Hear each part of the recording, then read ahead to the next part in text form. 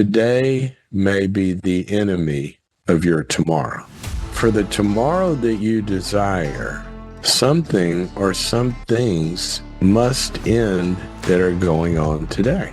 If we don't have the capacity to end some things, you'll never start that new business. You'll never get performance if you can't fire that non-performer. I mean, it just goes on and on and on. It's saying no to everything that keeps you from doing what you know you've got to do to win. There's no such thing as a little yes on the wrong road that's going to get you further down the right road. You are going down a road that you said you are done with. Necessary ending. Welcome back to another episode of Do Business, Do Life. Have Dr. Henry Cloud here with us today. Welcome to the show, Henry. It's good to be here. I'm excited for this one. Michael Hyatt was the matchmaker, and he's also been the guy that first introduced me to many of your books, Boundaries, Necessary Endings. I know we're going to get into a lot of that today. But before we hit record here, we were just kind of getting to know each other, and I was like, okay, so technically you were a clinical psychologist, and then how did you get into the book writing, the coaching side? And you were kind of unpacking that story. So I figured that might be just a good way to dive in for those that aren't familiar with you. Well, I was trained as a clinical psychologist, and when I went knocking on doors for my first job, I got hired by a leadership and consulting firm. So they worked with CEOs and teams and companies and cultures and all that, because as we all know, leaders have issues too. They wanted a psychologist in the house. And so I fell in love with leadership. And I was a clinician. You know, clinical psychologists deal with basically the depression, anxiety, and fears and addictions and relationship problems and performance problems and all that. And then on the organizational side, you know, with companies. And so I quickly found out that, you know, we're not talking about two different worlds here. We're talking about one, because a person, in fact, it's the title of your show, right? You know, you're talking about business and life. It's a human has to show up in this place called reality, and they're going to produce results, you know, in their personal lives or not, and in their business life or not. But it's the person and how they're glued together and how they function that really do that. So that's kind of where I've hung out, and I've had really two parallel tracks to my career for decades. One is as a clinician, but really more in the business and performance and leadership side of how that interfaces. And then after I've been in practice a while, I started a company. I wanted to do a treatment center and a psychiatric hospital that I had control of and could, you know, do the programming and all that.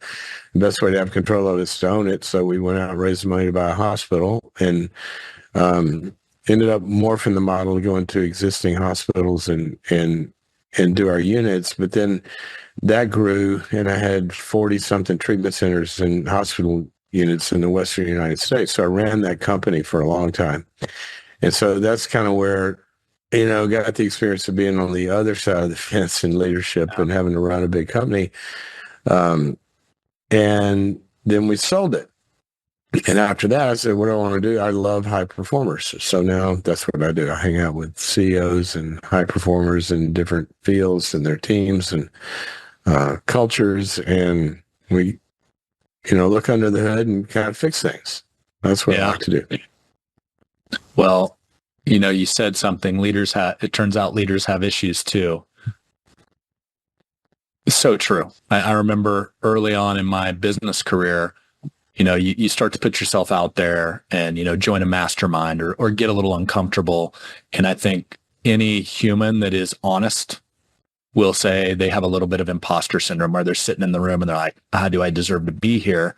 And I think one of the most powerful things I got from my first experience was seeing other super successful entrepreneurs that had issues. They were like, I don't have any friends. It's lonely at the top. And you're like, oh, this is a normal problem to have. So I'm curious in your journey, because you kind of went from studying it, very similar to my track, where I was coaching independent financial advisors prior to being an entrepreneur.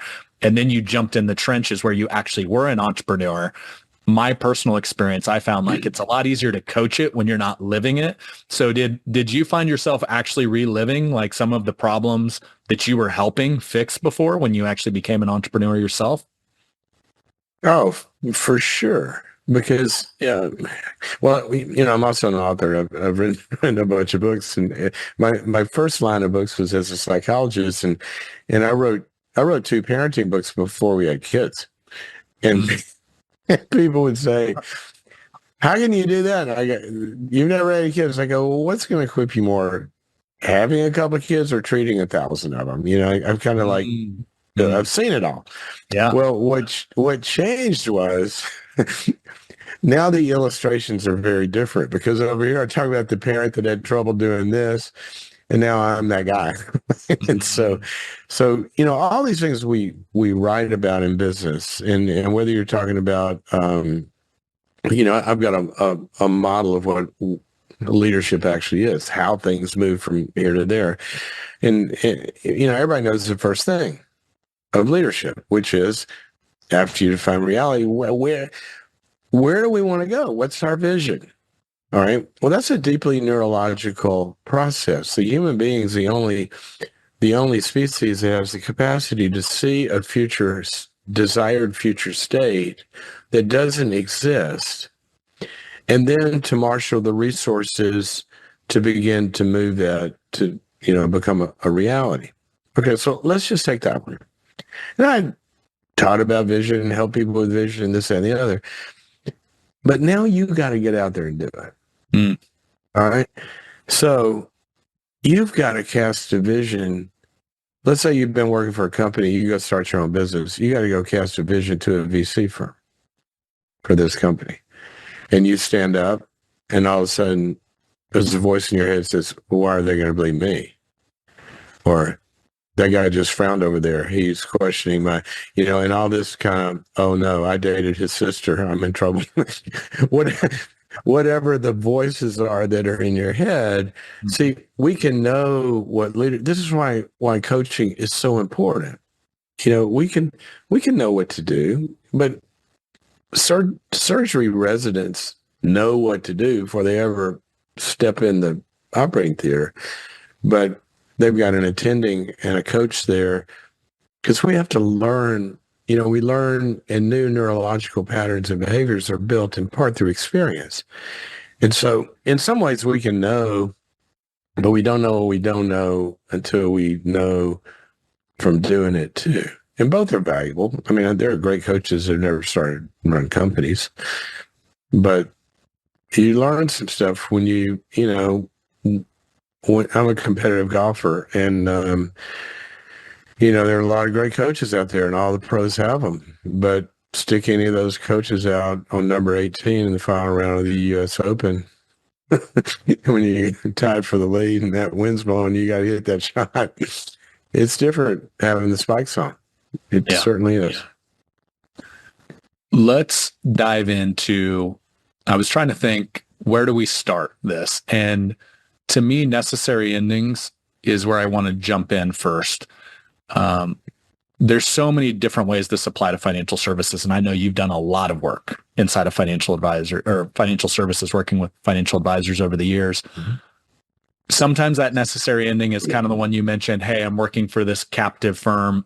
I'm going to go out. I'm going to open my own shop. I'm going to be an entrepreneur and independent financial advisor.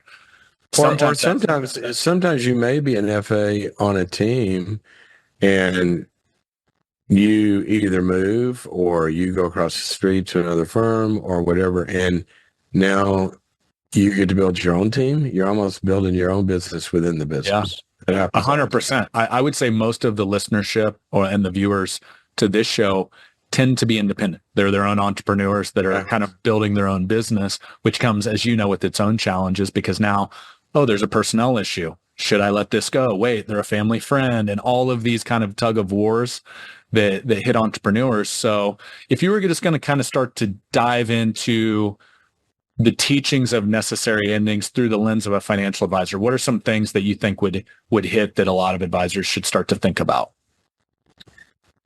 Yeah, let's define what a necessary ending is first. I chose those words, necessary and ending. And in the first line of the book, I think says something like this: today may be the enemy of your tomorrow. Mm. Meaning that for the tomorrow that you desire to occur, something or some things must end that are going on today because they don't fit that tomorrow. Now, everybody knows this, unless you married your prom date. And an audience always get two that raise their hand. Hey, I actually did, by the way. I married my high school. There you go. The exception. The exception that proves the rule, but most of them didn't. Yeah. Life has seasons, and something that fits for a season doesn't always fit for the next season or for the next year or all of life. And so life is about endings. And the problem is that if we don't have the capacity to end some things, you'll never start that new business if you don't walk away from the security of the one you have now. You'll never get performance out of that seat around the table on your team if you can't fire that non-performer, for example. You'll never be able to spend the time with your, let's call them, top tier prospects or clients if 80% of your time is being drained by other activities or by some clients that create all the drama and all the demands and this, that, and the other. I mean, it just goes on and on and on. Now, we know that. That's not difficult math. But what happened, the reason I wrote the book is I just found myself over and over and over in conversations with really high performers. These are not wimps. Mm-hmm. I mean, these are people who make hard decisions all the time, who had one little chink in the armor somewhere where there was something they just could not shut down or stop. There was an emotional attachment to that person. There was history. There was false hope that it was going to change. There was, this business line will come back. There's a myriad of reasons, but they had nothing to do with business, nothing to do with objective data, nothing to do with what all the smart people would think. They were totally psychologically based that were keeping them from what they could be doing if they could let go of something. And so I just did a deep dive into the dynamics of when is a necessary ending necessary? When do we think a necessary ending is necessary when it's really not? This thing is fixable.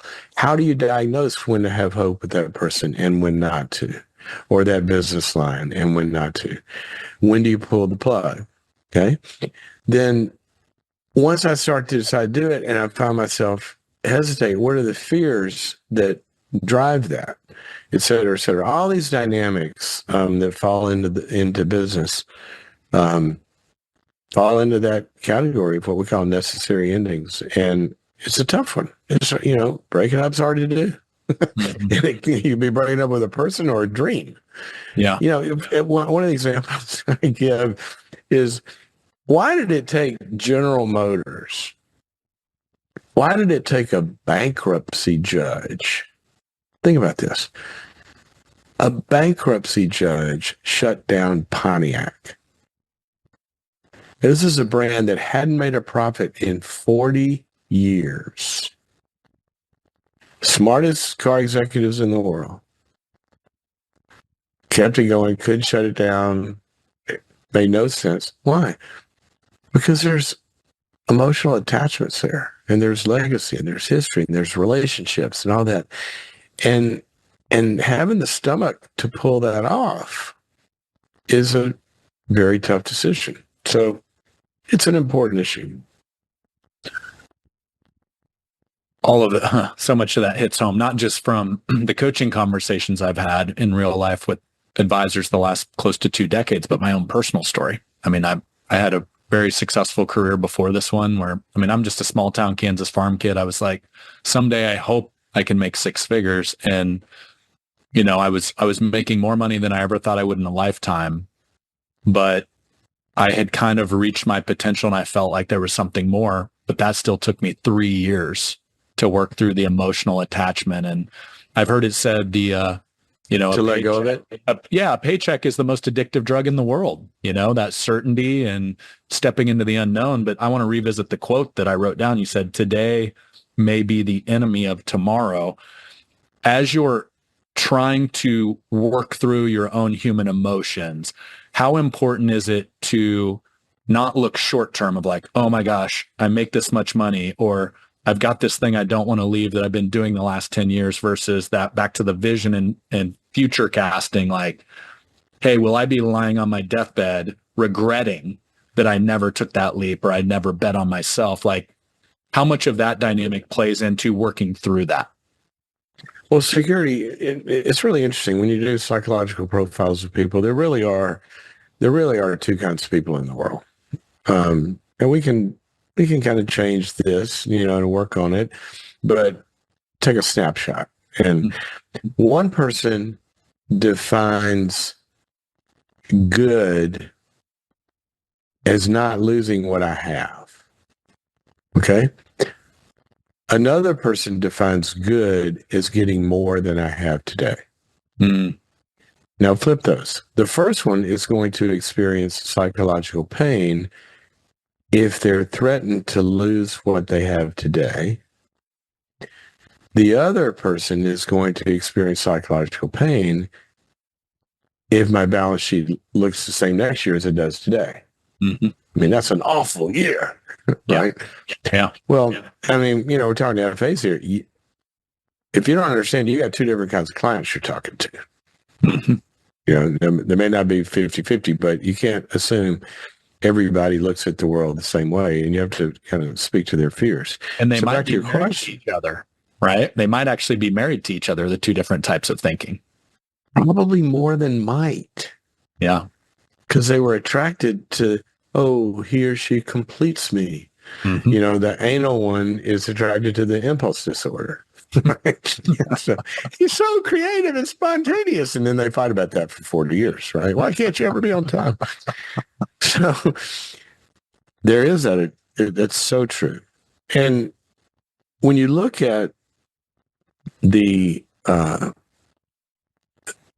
different psychologies of how we all approach that moment that you're referring to, it's important to grasp that. Now, we also have to work with who we are. So if it's somebody that's really security minded, you're probably not going to just get them to jump out of the boat, right? And not have some sort of a track. We've got to be performing well when we move into change. So let's lay down the track where everybody can perform well, and those are different.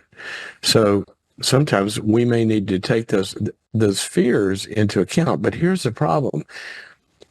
You've got to deal with the fears and, resource for the fears and all the things you have to do with fear. But you can't let fear make the decision. You are going to feel fear if you're security minded and you launch out on your own. You are going to feel it. Okay? Fear is a physiological thing. You can feel fear for a lot of different reasons. First, you have to learn that fear has nothing to do with the reality. A lot of people are deathly afraid to get on an airplane. The airplane's not going down. It's just not going down. Okay? So you can't listen to the fear and let it make your decision for you. So that's where coaching is really important and all the things that you're talking about. So we take that path differently. My main thing is, if you have good reasons to do this, you can't listen to your fear. Let's deal with the fear. Go on the other side of the fence. I wish that second person had more fear. Mm. Because that, it's really important cognitively, objectively, businessly, financially, businessly. There's a new word. Balance sheet, cash flow, all of that. There's a really good formula out there. It's called ready, aim, fire. That's where our brains work. And so if somebody's going to launch, they got to make sure they're ready to launch. And then they got to aim. Do they really know how they're going to win? Do they know their strategy? Do they know the activities that are going to drive that strategy? Do they know, what talent they need to bring to the table? All that. You got to know where you're headed, right? And then you got to be able to pull the trigger. Well, ready, aim, fire. It's really good. The first person is like ready, ready, ready, ready, ready, ready, ready, ready, ready, and they never can pull the trigger. The second one is like fire, ready, aim. So we got to get around that person to get them to, think before you jump, right? Because they love to. So it always is deeply psychological, but it's also deeply interpersonal, because you got to do this in the context of investors, a lot of times of boards, and bringing people on and all of that. And those dynamics are where it really gets fun. Okay, so I was having a conversation this morning. So with your permission, we'll just bring in a real life case study, and I'd love to hear you kind of break it down. So we're talking about people, or we're talking about career changes, but the other thing I've seen really get advisors stuck, and I'll give you a little kind of setup here. A lot of our industry, because it's driven by product distribution, when an advisor comes up in the church of finance, depending on the church they grew up in, it's like, hey, I was trained that this product A is the best versus product B is the best. And so now don't buy product B, buy product A, or buy product B, not product A, depending on, once again, which church they grew up in.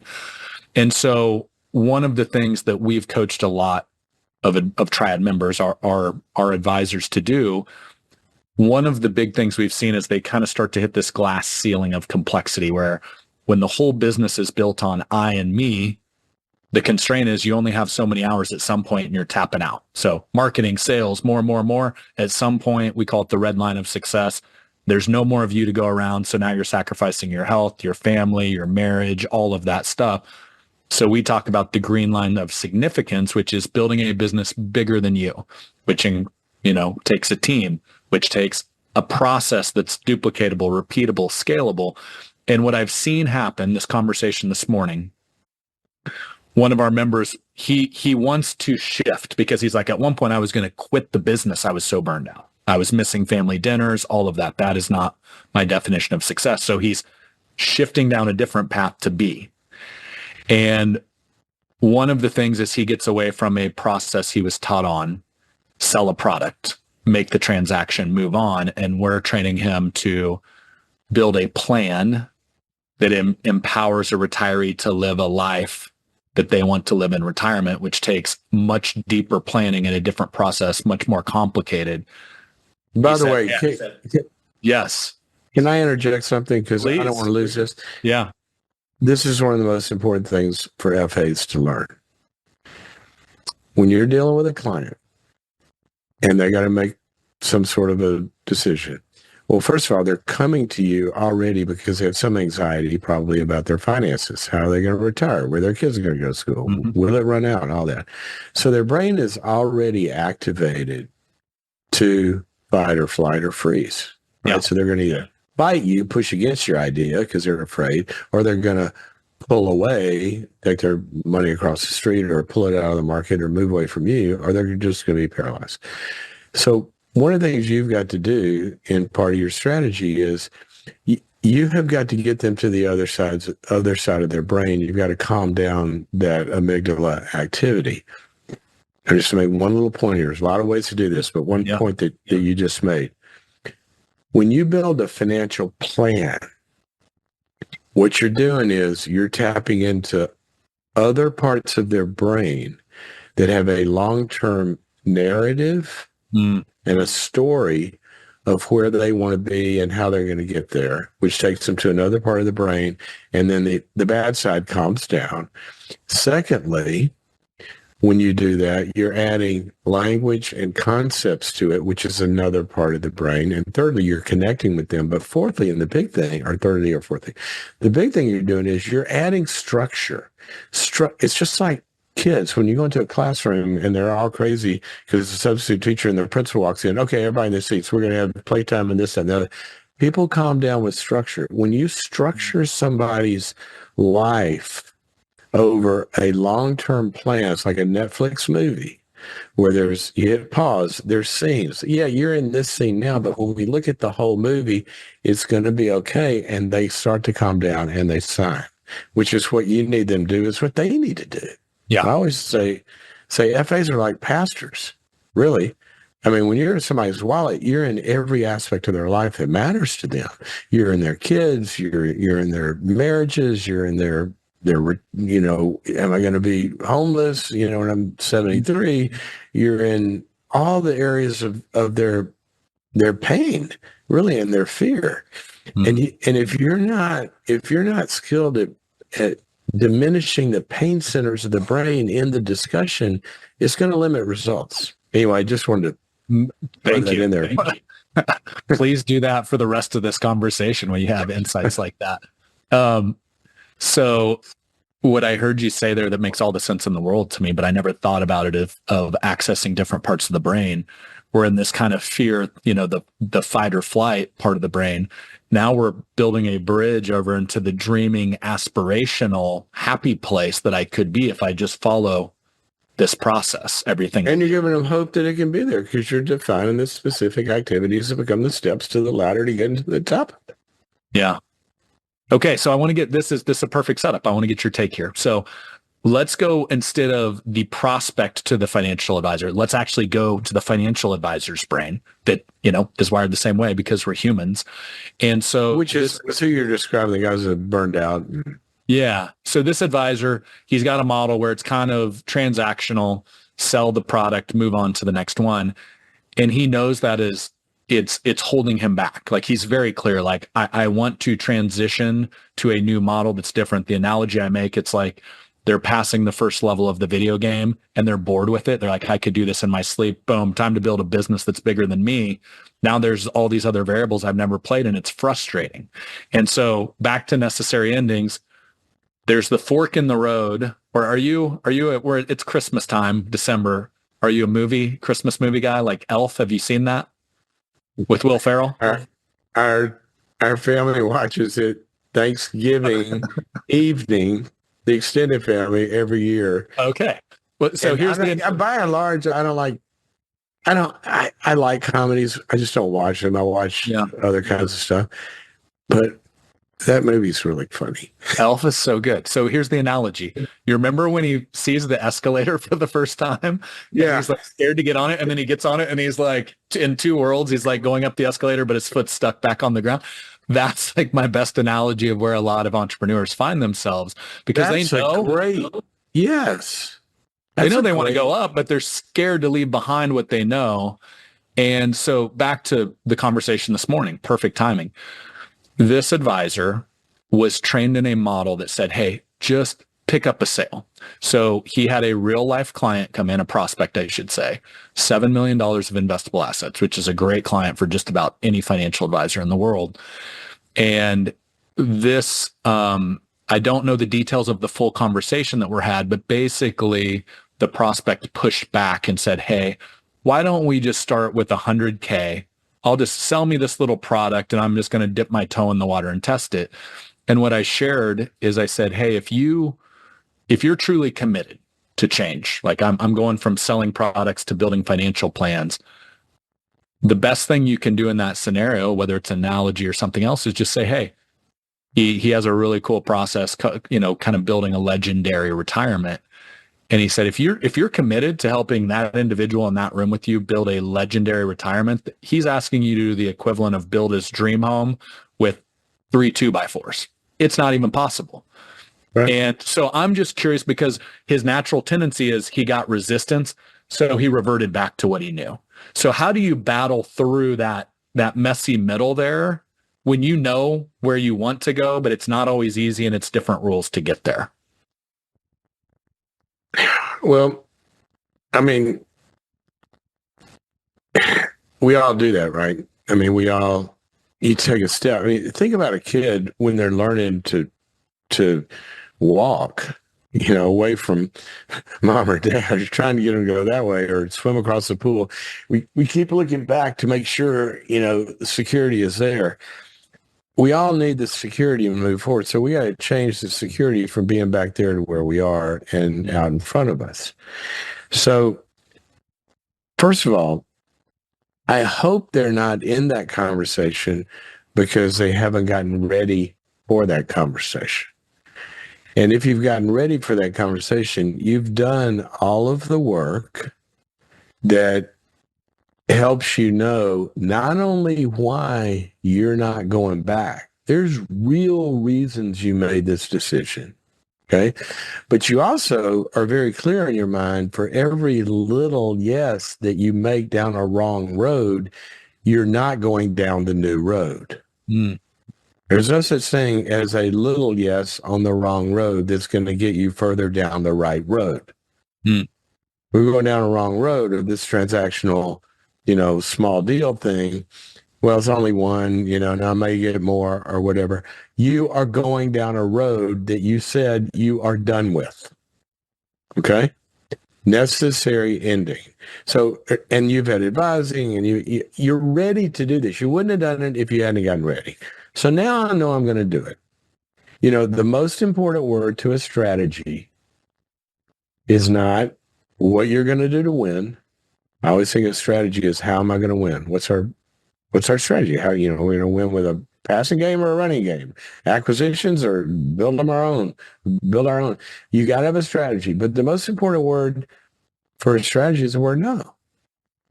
It's saying no to everything that keeps you from doing what you know you've got to do to win. Now, that's not only true for that client, but it's true for you. He's not going to build his dream on, with splinters. Mm-hmm. So you gotta go into that conversation already ready for that. And you might have to have a sandwich. You call your coach right before you have that conversation. What if I do if he offers me $100,000? Well, you say no. And then you do it, and then you call your coach after to say, I did it. I said no. So then once you're clear, then the job, if that's not what you do, then the job finally becomes what it should be, which is about bringing the client over to the same side of the table that you are. You can't bring a client to your side of the table and the problems on the other side of the table if you and yourself are on opposite sides of the table. Mm. If you go into that conversation and you're not sure this, that, and the other, and you're arguing with yourself, there's no way you're going to convince somebody of something that you're not even grounded in yourself. So once you get all that, then the conversation begins to change. And ultimately, there's a lot of steps to get there in the conversation and building trust and how you do that. But it's going to sound at the end of it, not the beginning. At the end of it, it's going to sound something like, well, what I do is I build mansions in the sky for my clients, their dream. And I know how to do that. And I can't do it that way. So that's really not what I do. I'm probably not the best person for you. Mm. And not only that, they're not the best person for you. Yeah. Now, everybody knows, there's a crawl, walk, run, and you get more of wallet. It's a term y'all use a lot as you go on. But it sounds like the scenario you're describing is you've already got some no-go criteria, and this is something that you just don't do. And there's nothing more powerful to somebody than being with somebody that is clear about what they won't do. Mm-hmm. And when you say, that's not what I do. When there are people that do that, I can refer you to some. Mm. Even in this firm, or across the street. But my clients and I, we look at a plan and get a strategy and the steps are going to get us there. And I would never put that step in into the strategy. So I can't do that. You know, the words that are coming to mind for me, Henry, is like, first off, a belief of like, I believe this, I've committed to this, but also to say that statement that you said, it's a certain level of inner peace and confidence. And I've seen this over and over. It's like a movie I've seen on replay the last 2 decades. The moment that financial advisor does not need the client and commits, it's like so counterintuitive, because the moment you don't need it is when they all start pouring in, because you're actually like, well, that's not what we do here. I'm happy to refer you. There's 3 guys that do transactional sales. If that's what you're looking for, that's not me. The moment they say that with confidence, literally they double, triple, quadruple. But the hard part is to get there and to like make that turn. It's all up here. It's like, since we're using movie analogies, Indiana Jones and the Last Crusade, that last step, the invisible bridge, it's like you step out and you trust, but you're kind of scared you're going to fall like down into the little valley there, you know? And, but the moment you say something like that, it's crazy. It's like the people with $7 million are like, well, that's exactly what I want. I want a financial plan. I'm committed to that. Let's go. Right. Yeah, from my experience, I don't know if you've experienced the same. 100%. I mean, it's the dynamic of life. You know, anything anything of value has value because it isn't cheap. I mean, those are polar opposites. And so if you're telling them, and I don't mean cheap financially, I just mean that it costs something. And when you're telling, you get what you pay for. We've all heard that saying over right. and over. What you pay for. And it's not only money, it's time, it's psychological investment, it's all this. And if you're telling this person, look, I'm not cheap.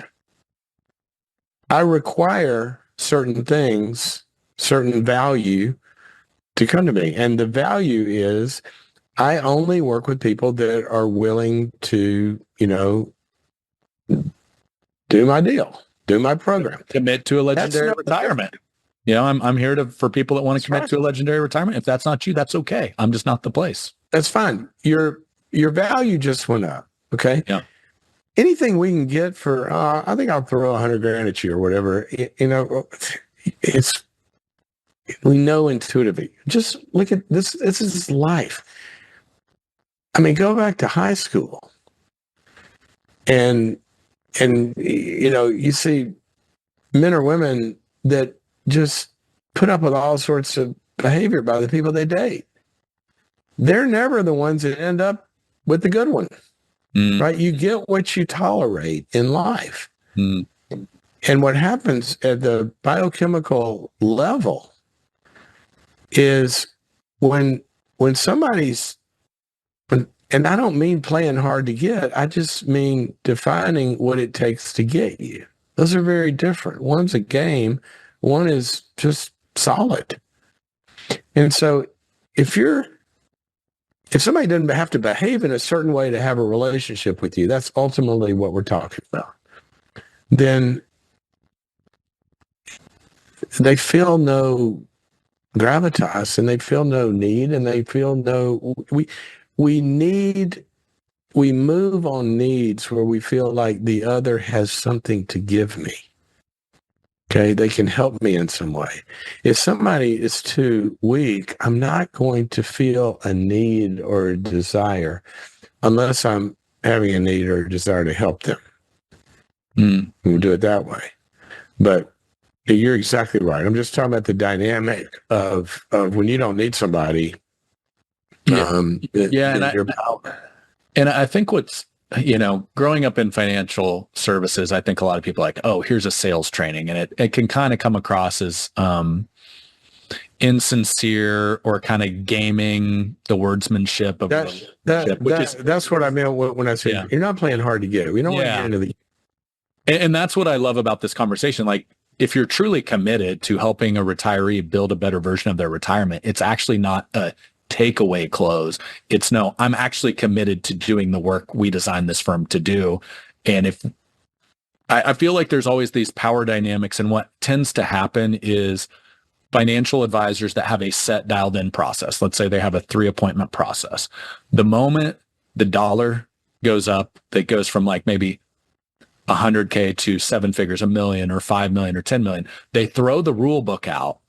And then they're like, well, this guy has 10 million, so I'll just bend over backwards and do whatever they say. Where in reality, you almost need to more reinforce the rule book more, because that individual typically is used to like kind of throwing their money around and getting their way. And when you kind of draw the line in the sand and say, well, that's great, but that's not how we do it here. If we're going to commit to this, here's kind of the process we're going to need to follow if this is going to work. And I have historically seen the person that is typically a business owner or has done really well for themselves, like, oh, that's kind of how I run my business. Okay, that makes sense. I'll kind of step in line, for lack of a better term. Well, if you were drowning in an ocean, would you want a lifeguard to save you that you could drown?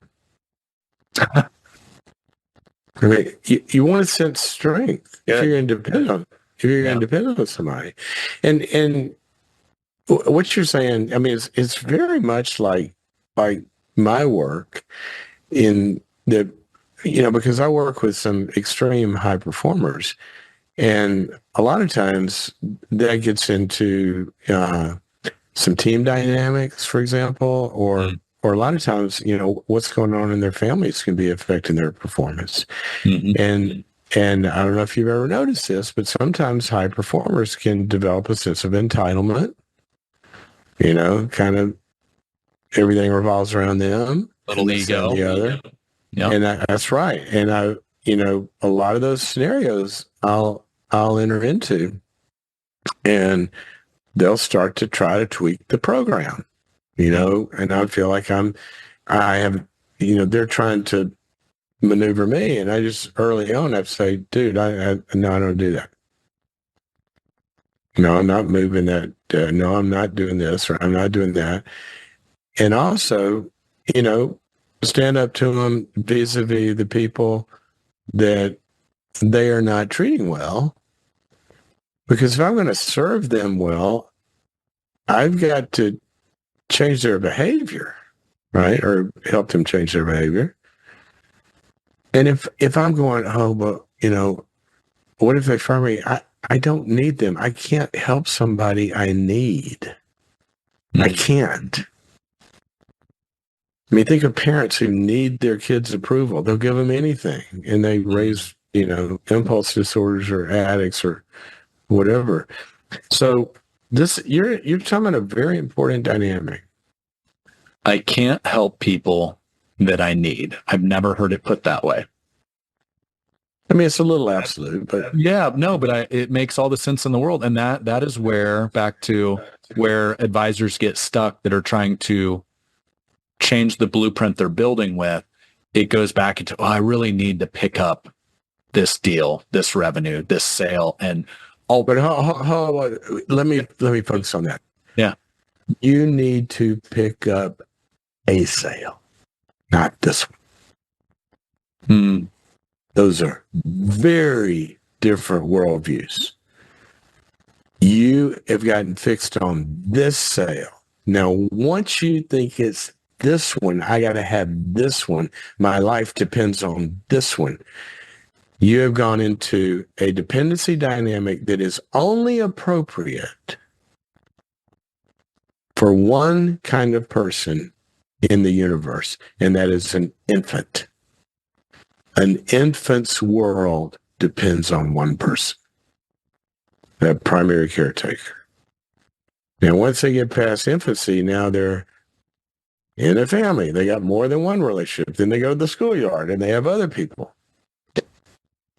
But if you're seeing this deal, as your survival depends on this deal, probably the worst thing that can happen is you get that deal. I mean, it just reinforces the bad behavior or the behavior you were trying to change, right? Or now you're safe and happy. And what happens when they get lured away? You're right back in the same place. I remember one time, it was in 08. Remember 08? I remember 08.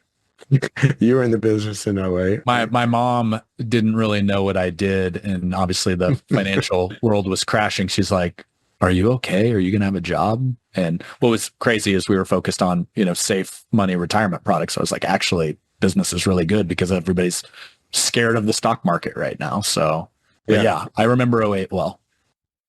Okay. So I was working with one of the big firms, and the CEO said, I got what 10,000, 8 or 10,000 FAs out there that are getting hammered by their clients, and you've ruined my life, and they're getting blamed for this, and they didn't cause it. Can you help them? And so I put together this big project to go help them. And I said, but I also want to help them with the client, because the client's in a trauma state. So I need to help the financial advisors help the client to get back down to earth. So I remember one conversation I was having, and it's back to this dynamic of I need this deal. I was actually in Manhattan with 20 of the highest performers, and these are really, really high performers. And this is at the kind of the end of '08 when Bear Stearns had gone down, Lehman Brothers had gone down, everything had, auction rate securities had started. It was just, how bad it was. Chaos. Remember, McCain wanted to postpone the election. It was so bad. Yeah. And so we're working with these FAs, and one of them says, well, I can't pick up the phone. I mean, I just can't. I go and I sit at my desk, and I can't pick up the phone. I said, why? And he said, because all my clients hate me. And I said, all your clients hate you? He said, yeah. I mean, they're all mad at me. They think I said, literally, that's what you believe, that all of your clients hate you? He goes, yeah, they all hate me. I said, how many clients do you have? I can't remember that. It was like 300 or something. And I said, and they all hate you? He goes, yeah, they all do. I said, how many clients do you think there are in New York City? Not yours, but how many exist in New York City? And he gave me the number, however many it was. I said, dude, you just won the lottery. He said, what are you talking about? I said, okay, if all of your clients hate you and you didn't cause this, then we got a couple of million clients out there that hate their guy. So now we're going to, because you just won the lottery, all of those are up for grabs. So I'm going to give you 2 questions. Next, when you go to the soccer game tomorrow, or the PTA gathering, or the cocktail party, or whatever, and you're at the punch bowl, and you meet somebody and you say, so you happy with the financial results you've been getting this year? Just ask them that question. And they go, well, no, it's been horrible. So, well, tell them what's up. I'll be glad to give you a second opinion if you want it. All of a sudden, I need these clients to be happy with it, which was a weird fantasy anyway. They did not all hate him. Right. We actually did objective data on that. They were actually needing him to call them because they're afraid. Mm-hmm. But all of a sudden, the world became abundance again. Mm-hmm. And then his whole performance, I mean, he just couldn't wait to go talk to the next person because everybody wants a second opinion in those days, right? And so, but if you get too dependent on thinking I got to have this deal, you're probably going to not make the best deal, even if you make it. I love that story. Thanks for sharing that. It's like this, the age-old glass half empty, glass half full, scarcity versus abundance mindset. It's really hard to coach and lead people to the promised land if their story, their narration in their head is scarcity, scarcity, scarcity. Yeah. So I love that. Yeah. Do you know that a lot of people think, whether or not somebody reaches a goal or not is based on how motivated they are? Motivation is way down on the list of what actual goal achievement. The number one factor on whether or not a goal will be reached is not motivation, but the belief that it can be reached. That's the number one factor. And you just said it.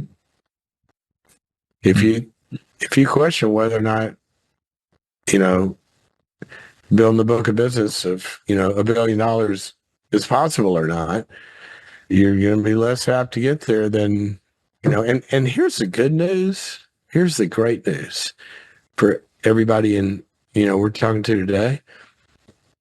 The number one factor in reaching a goal, you've already solved. I doubt anybody listening to us today has, maybe one or two, has a goal that somebody's not done before.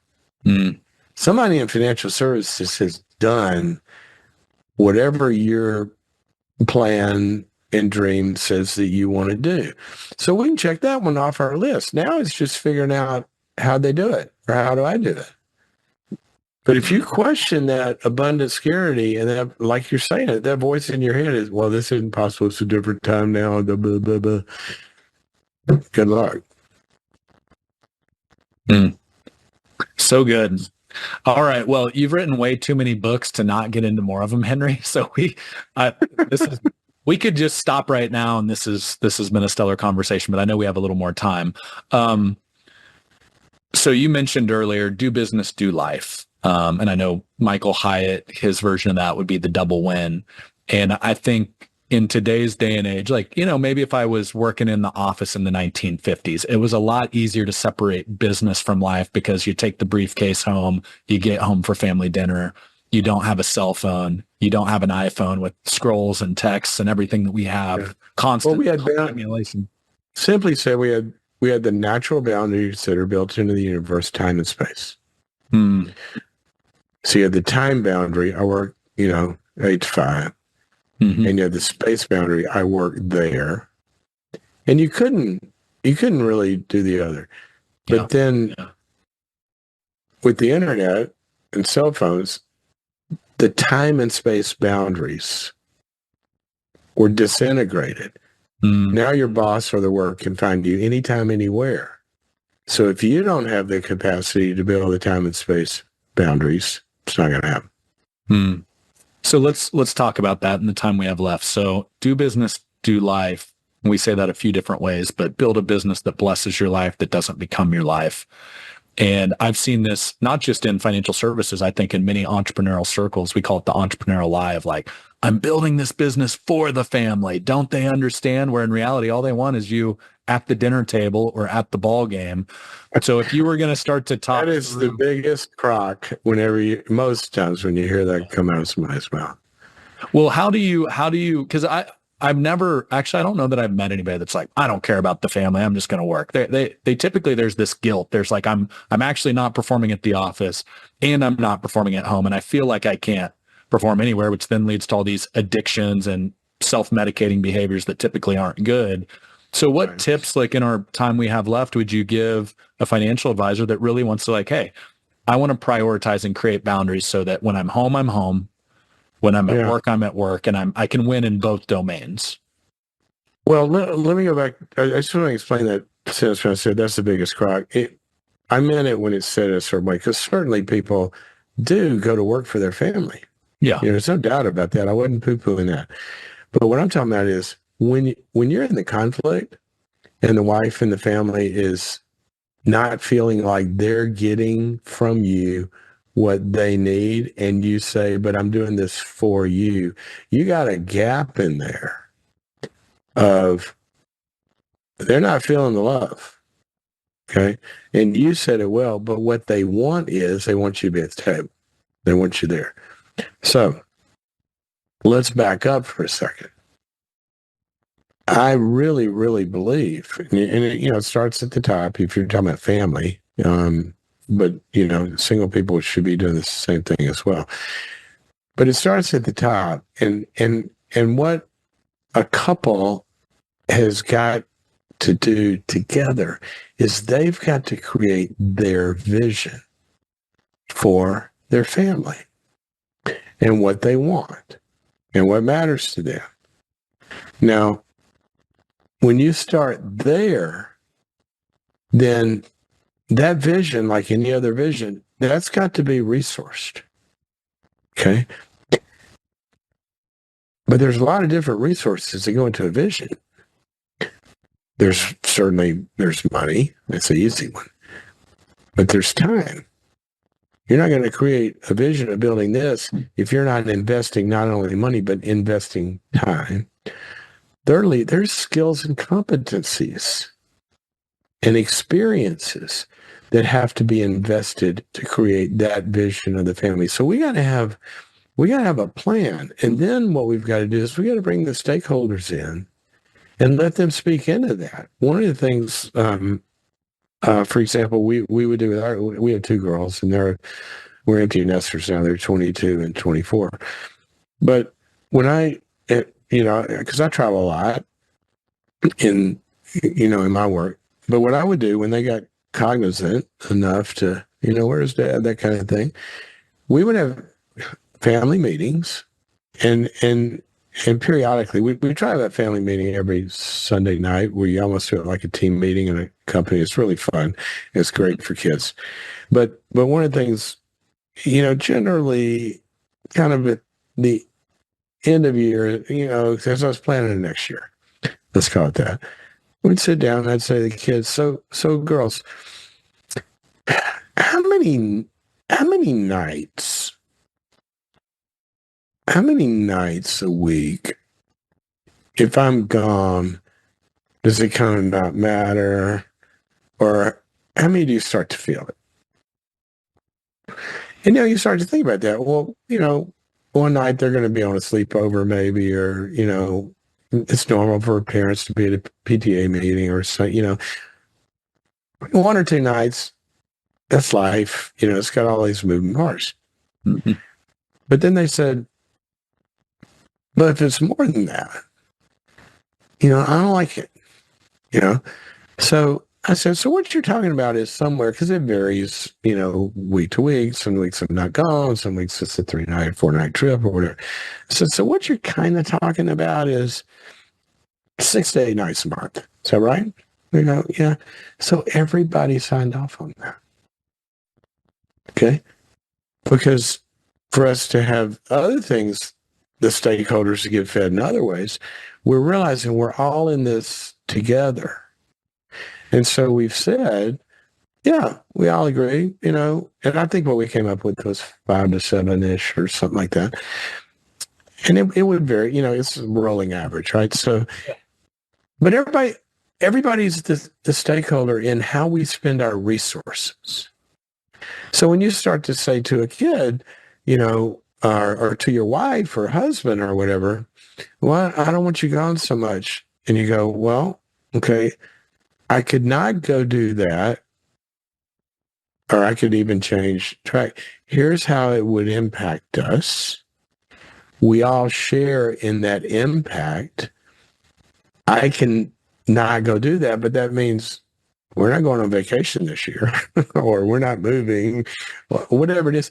Once you begin, see, the big thing when I was an accounting and finance major, the big thing I learned, back to me the rest of my life is double entry. And many times in these discussions, people only look at either the benefit or the cost.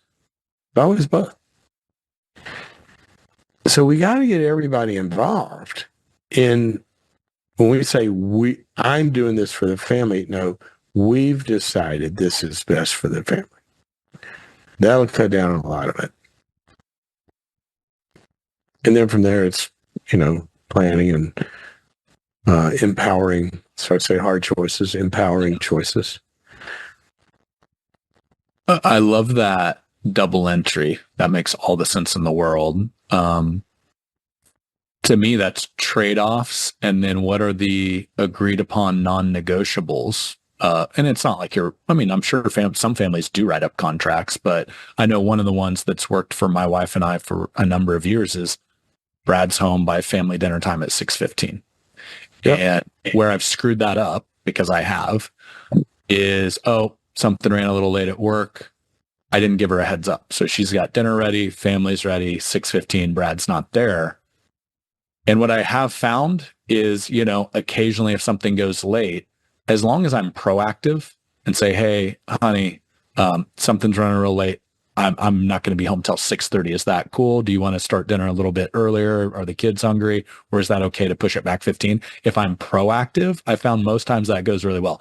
If I'm reactive and surprise her, that's when things don't go well. So what's your grace factor in there?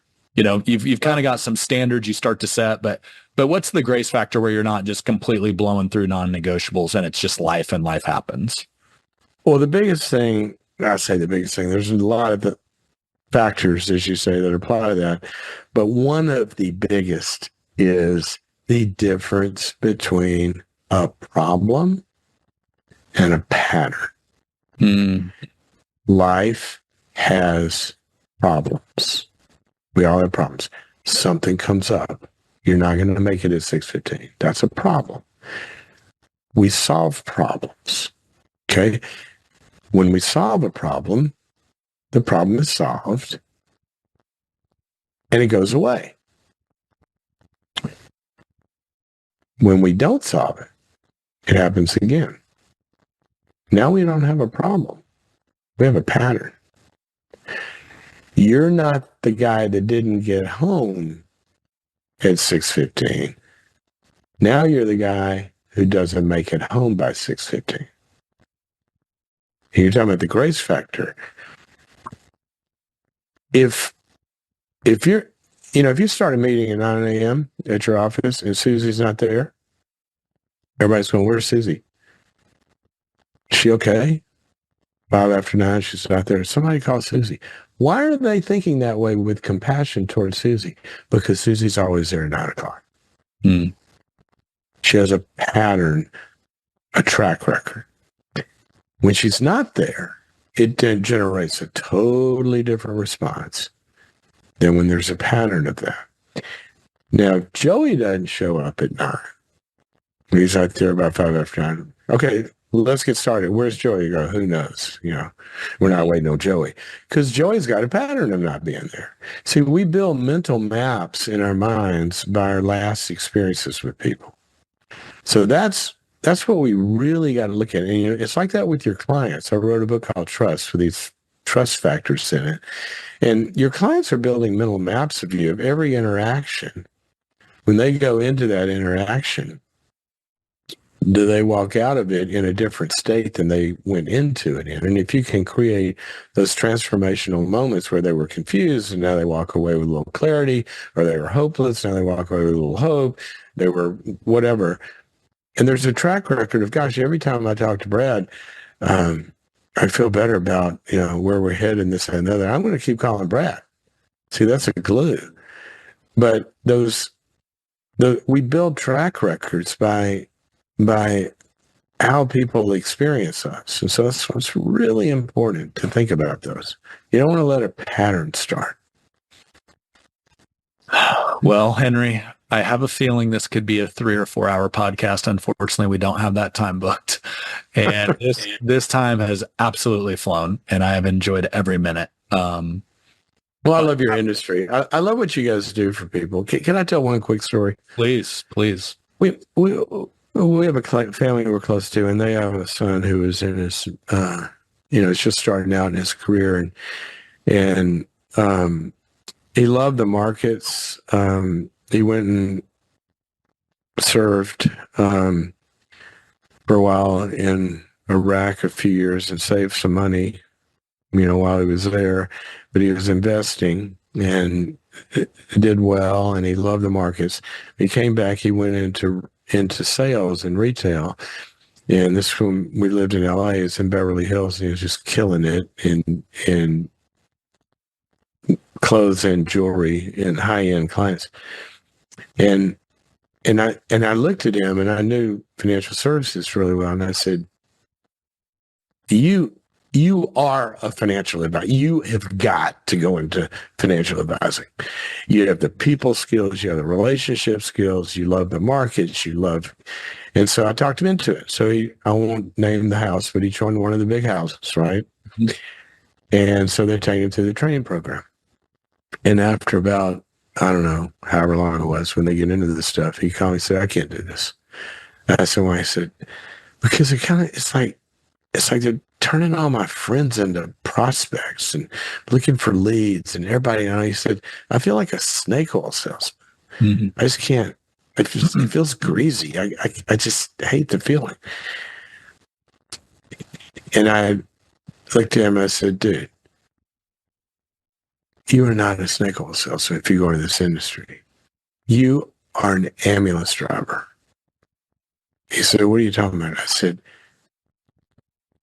people are lying awake at night, obsessing over their future. They're worried about, are they going to have enough to make it? Or is this business going to fail? Or where do they find the capital for this? Or what about their entitled kid because they made so much money, and how do they raise them to not ruin them with it, but they want to provide with it. They didn't want their kid to have to do what they did, but they don't want to, and what about this? And what about that?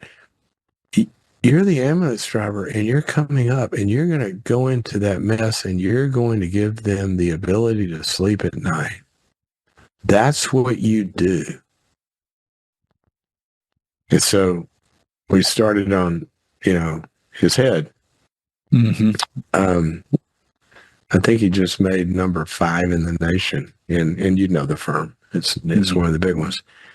But he loves what he does now. And to me, when I think of financial services, that's what I think of. What y'all do for people is you give them peace of mind. That's what you do. Definitely the best in our space. It have made it not about themselves, but about serving. And I couldn't agree more. I love that story. And what a testament for you to lead him down a path. You saw a future for him he didn't see for himself. Well, Henry, as we wrap, this is Do Business, Do Life. We've got pretty good context, and you've written books that are all over the topic, necessary endings, boundaries. You kind of heard my definition, build a business that blesses your life, that doesn't become your life. But I would love to hear Henry's definition of what does do business, do life mean to you?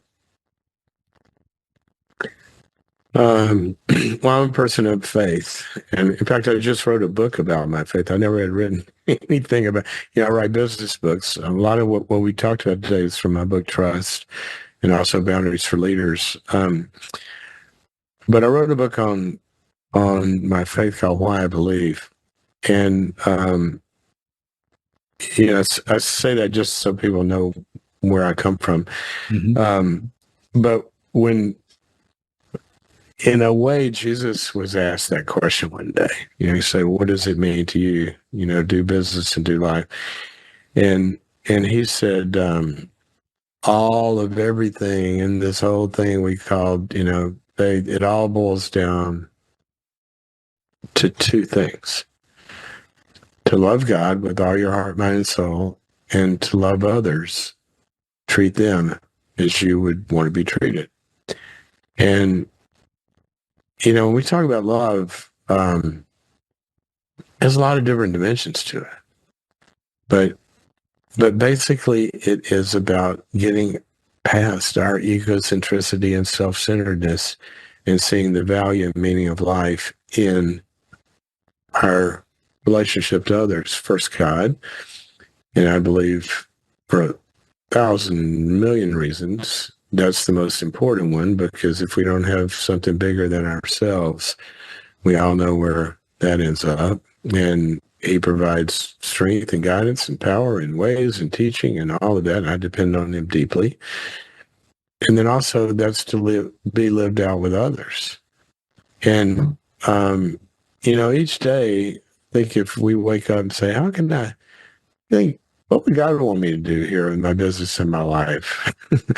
And what would the people I'm closest to and my stakeholders, my wife, my girls, my friends, my teammates, what would they want me to do? Am I taking them into consideration here? That ends up being pretty rich for ourselves in the end. And so that's how I think about it. I love that definition. There was a few bracelets that were roaming around for many years, WWJD. They kind of embody that thought.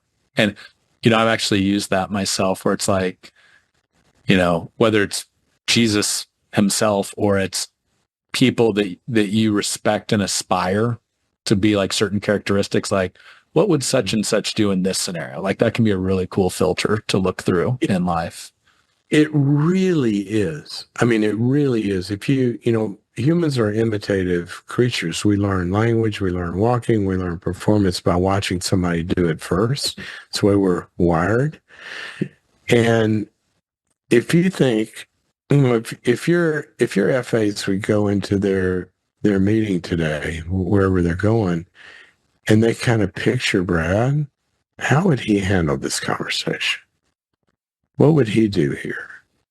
And all those things that they've heard from you, then that will go a long way in guiding their behavior, because this modeling thing, they can be present or not present. The other one is when you've decided to be a certain way. For instance, there's a lot of research on this. When we talked earlier about the guy's going to offer you $100,000 to invest, and you're looking for him to invest his whole pile.